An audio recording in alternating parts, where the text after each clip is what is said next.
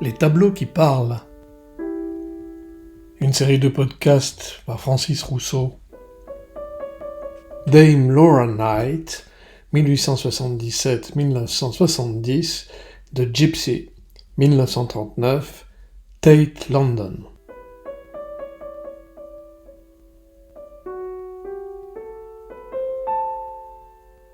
À propos de ce portrait, l'artiste elle-même a écrit le 15 novembre 1957 « Un jour de pluie, à Iver, dans le camp de Tzigan, là-bas, près de la voie ferrée, cet homme qu'on appelle Monsieur Smith a posé pour moi sous une petite tente, juste un abri, encombré d'un grand lit double, où dormait aussi un autre vieux bohémien et sa femme. Je l'ai peint en 3 ou 4 heures. Je n'ai rien à dire de plus au sujet de Monsieur Smith, sauf qu'il figure dans plusieurs autres toiles que j'ai peintes à Iver, une en particulier, qui le représente avec toute sa famille, qui se trouve maintenant quelque part en Écosse. Il y avait sa femme, ses 3 enfants et sa mère, une belle vieille Romanie, qui était en réalité la reine du camp. Une version très différente de celle qui fut donnée par la critique, qui l'accusa, alors qu'elle était au fait de sa notoriété, de se rendre dans ces camps de bohémiens, chemin faisant vers les champs de course d'Ascot et d'Epsom, où elle se rendait en Rolls-Royce avec son chauffeur. Un critique osa même dire qu'elle faisait tout cela par carriérisme et que les bohémiens ne l'intéressaient pas du tout. Difficile de démêler le vrai du faux, étant donné que cette femme fut la première femme peintre à être nommée à l'Académie royale et qu'elle était à ce titre extrêmement jalousée par le milieu artistique londonien, dominé jusque-là par des hommes uniquement. Contrairement à ce que son titre de Dame dans l'ordre de l'Empire britannique pourrait laisser supposer, Laura Knight n'était pas issue d'une famille aristocratique anglaise, mais de la bourgeoisie industrielle de province. Son père, très vite ruiné par une usine de dentelle qui ne produisait plus ce que l'époque demandait, abandonna la famille et la laissa livrer à elle-même. Et c'est ainsi qu'à 13 ans, Laura fut placée dans un orphelinat pour jeunes filles nécessiteuses, où elle s'initia cependant au dessin, grâce à une nonne compatissante qui l'avait prise sous sa protection. À 17 ans, elle quitta l'orphelinat pour aller s'installer dans un petit port de pêche, où elle peignait des portraits d'enfants à la gouache sur papier, qu'elle vendait aux pêcheurs, portraits on ne peut plus convenus, réalisés pour assurer sa subsistance, et qui plaisaient beaucoup. Des amis français de sa famille, la prenant en pitié à cette époque-là, l'invitent alors à faire un séjour court dans le Paris dit des années folles, où elle prend connaissance des mouvements d'avant-garde, le cubisme, l'expressionnisme et même l'abstraction. Mais cela ne correspond pas du tout à sa vision de la peinture.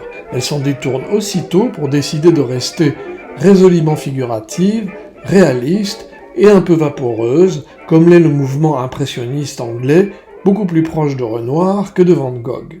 Elle gardera ce style extrêmement académique et convenu, immédiatement considéré sans le moindre intérêt sur le continent européen, mais adulé au Royaume-Uni. Elle gardera ce style jusqu'à la fin de sa vie, avec quelques exceptions toutefois, comme pour ce bohémien, où quelque chose passe qui va au-delà de sa manière habituelle, des styles et des conventions de l'époque. Most talked of Royal Academy exhibit this year is Dame Laura Knight's picture of Ruby Loftus.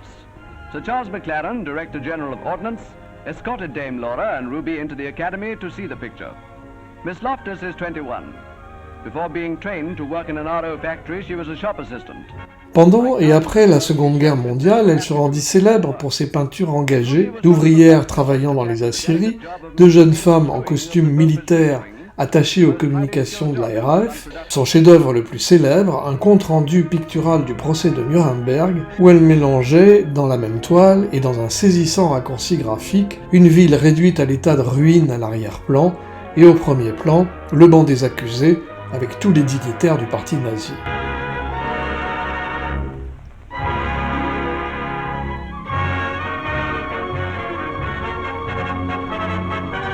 Au cours de sa longue carrière qui dura près de 100 ans, Elle devint très rapidement, après son mariage, une des peintres les plus célèbres et les plus récompensées de Grande-Bretagne.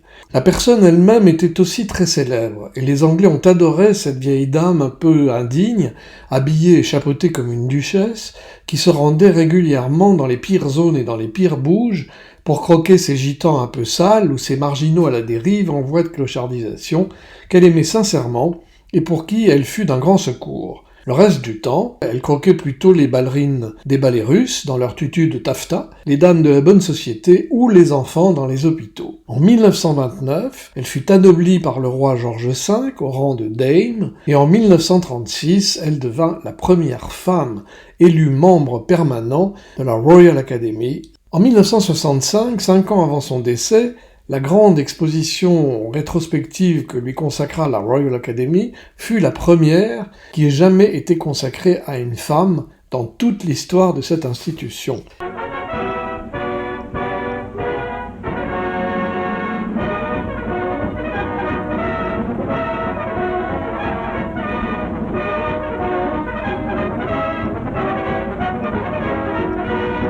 Quand on lui demandait comment elle expliquait l'éclectisme dans le choix de ses sujets, tout au long de son œuvre, elle répondait d'une petite voix pincée « Une vitalité débordante m'a toujours donné envie de peindre le monde entier et de dire à quel point c'était une joie d'être jeune et fort dans ce monde-là et de pouvoir l'éclabousser de peinture. C'est imparable. »